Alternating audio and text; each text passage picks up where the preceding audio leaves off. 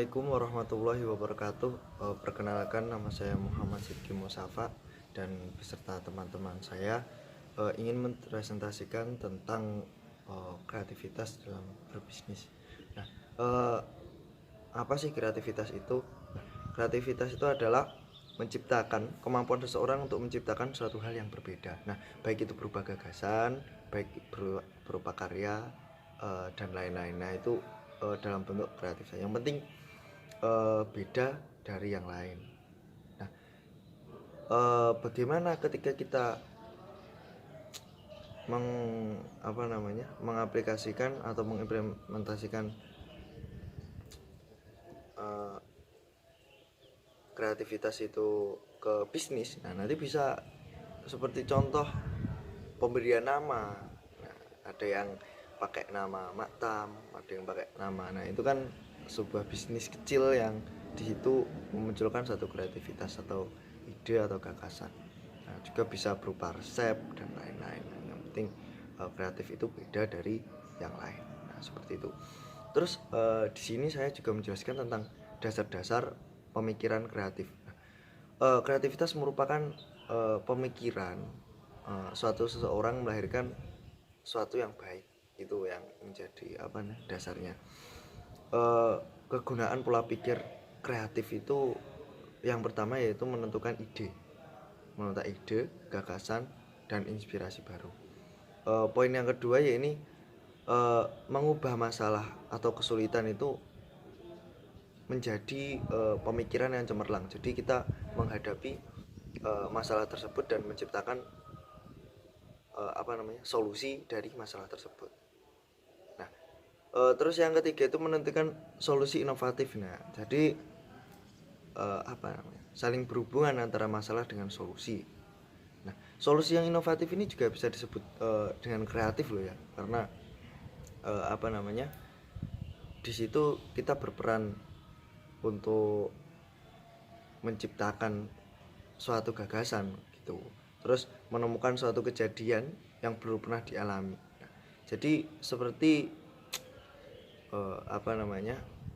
kita itu menemukan suatu hal yang orang lain itu belum menemukan. Nah, ini juga dinamakan kreativitas. Terus ada juga teknologi baru seperti semisal kita contohkan lagi bisnis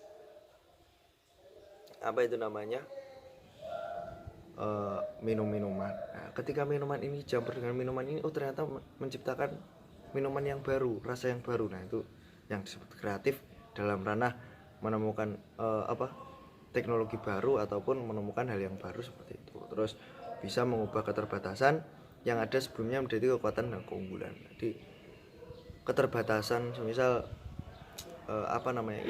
pinter-pinter dalam mencari suatu hal yang baru lah, itu yang dinamakan berpikir kreatif. Nah, seperti itu. Mungkin itu dari saya untuk dasar-dasar kreatif dan pengertian dari kreatif. Intinya seperti itu. Nanti dilanjutkan untuk kreatif itu adalah kunci sukses dalam berbisnis, disampaikan oleh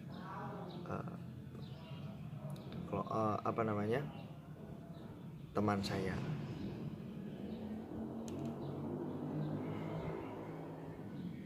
Assalamualaikum warahmatullahi wabarakatuh. Saya Mufidatun Anisa. Di sini saya akan membacakan mengenai hasil lesson saya yang pertama. Kreativitas kunci kesuksesan berbisnis, di mana menurut hasil penelitian otak manusia dibagi menjadi dua, otak sebelah kanan dan otak sebelah kiri. Yang mana otak sebelah kanan itu mengandalkan pemikiran literal, sedangkan otak sebelah kiri mengandalkan pemikiran vertikal atau linear. Otak kiri menangkap logika dan simbol-simbol, sedangkan otak kanan menangkap hal-hal yang bersifat intuitif dan emosional. Nah, otak yang menggerakkan seseorang untuk berpikir kreatif yaitu otak bagian kanan. 7 langkah proses kreatif. Yang pertama, persiapan untuk berpikir kreatif. Yang kedua, penyelidikan guna mengembangkan pemahaman mengenai putusannya. Yang ketiga, transformasi mengenai kesamaan dan perbedaannya. Yang keempat, penetapan guna pengumpulan informasi yang didapatkan. Yang kelima, penerapan sebagai pemecahan guna menemukan titik temu. Yang keenam, pengujian, menguji ketepatan keakuratan ide-ide tersebut. Yang terakhir, implementasi untuk mentransformasikan ide-ide ke dalam praktek berbisnis. Selanjutnya, ciri-ciri orang kreatif. Yang pertama, mengobservasi situasi. Yang kedua, membangkitkan ide dari banyak sumber, memiliki banyak alternatif jalan keluarnya. Kemudian menentang hal-hal yang bersifat klise. Yang selanjutnya, mendayagunakan kekuatan emosionalnya. Dan yang terakhir, memiliki fleksibilitas tinggi. Cara menggali dan mengembangkan kreativitas. Yang pertama, adanya kebiasaan. Yang kedua, adanya continuous improvement. Yang ketiga, adanya pemanfaatan teknologi. Yang keempat, adanya penciptaan produk maupun jasa yang unik. Yang kelima, sebagai salah satu pengalihan risiko. Yang keenam, salah satu pengganti modal usaha. Yang ketujuh, menggali kreativitas melalui diskusi usaha, interaksi dan brainstorming.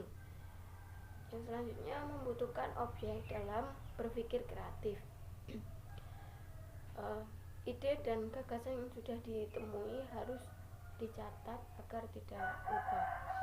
Nah, itulah yang dapat saya sampaikan. Apabila ada kurang lebihnya mohon maaf. Wassalamualaikum warahmatullahi wabarakatuh. Assalamualaikum warahmatullahi wabarakatuh.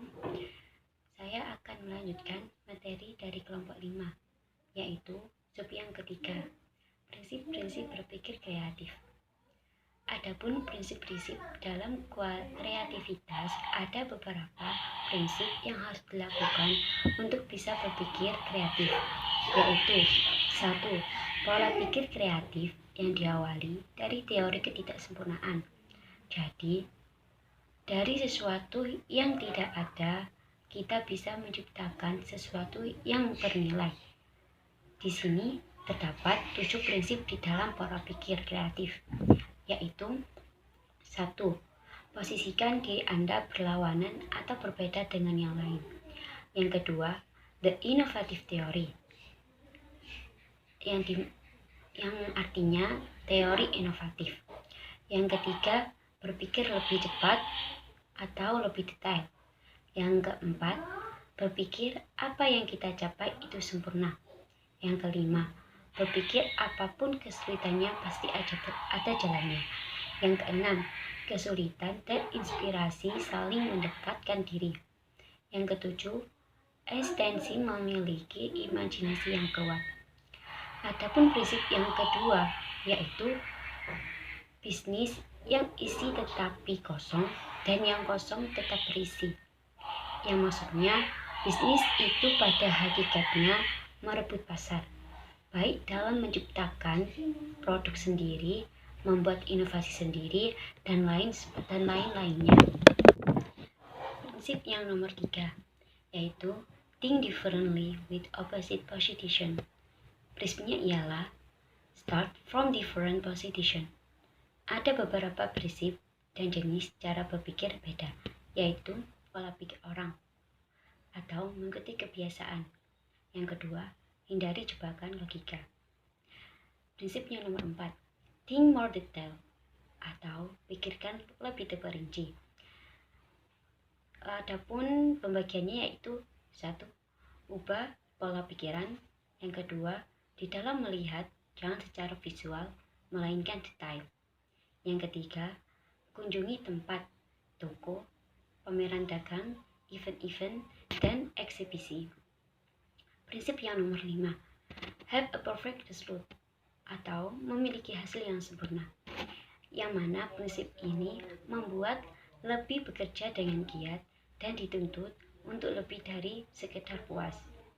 Prinsip yang nomor 6, there must be a solution, atau harus ada solusi.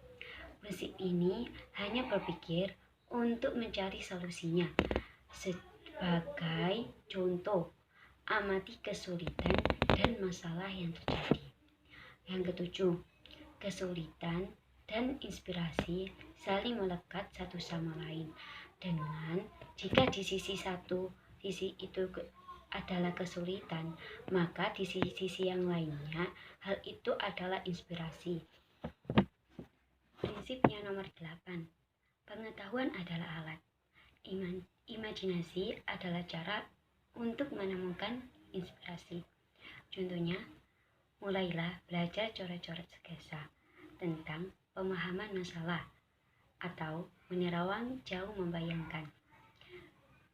Sekian materi dari saya. Apabila ada kekurangan atau ada kesalahan, mohon dimaafkan. Dan terima kasih. Wassalamualaikum warahmatullahi wabarakatuh.